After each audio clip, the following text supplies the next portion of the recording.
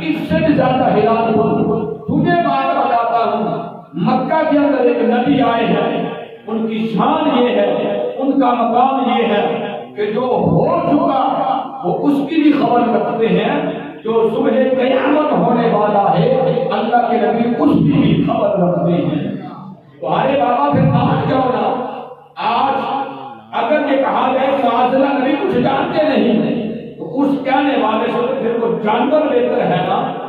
آج کا انسان جو یہ بات یہ عقیدہ رکھتا ہے کہ نبی معاذ اللہ کچھ جانتے نہیں اور کچھ خبر نہیں رکھتے، تو اس سے بہتر کہ وہ بھیڑیا تھا، وہ جانور اس سے بہتر ہے جو وہ بھیڑیا جانور ہو کر اس بات کا اعلان کر رہا ہے کہ اے نبی کے مالک، تو اس بات پہ اعلان کرنا ہوگا کہ میں تجھ سے باتیں کر رہا ہوں.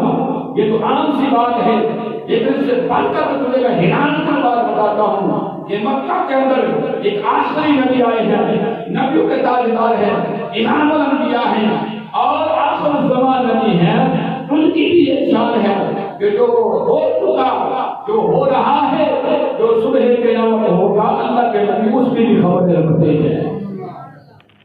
اب اس پہ ایمان رکھنا، اب اس پہ یقین رکھنا، اب اس پہ عقیدہ رکھنا، یہ تو میرے اور آپ کے ایمان کی بات ہے نا. آج اگر کوئی بندہ یہ عقیدہ رکھتا ہے تو اسے اپنے ایمان کی فکر کرنی چاہیے، اسے اپنی آخرت کی فکر کرنی چاہیے.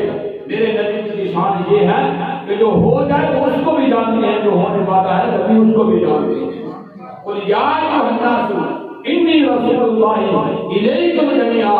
اللہ سونے میں حکم لوگوں کو فرما دو، ان لوگوں کو بتا دو کہ میں کائنات کی ہر چیز کے لیے یوں کہے کہ پوری مخلوقات کے لیے اللہ کا رسول بن کر مبعوث کیا گیا.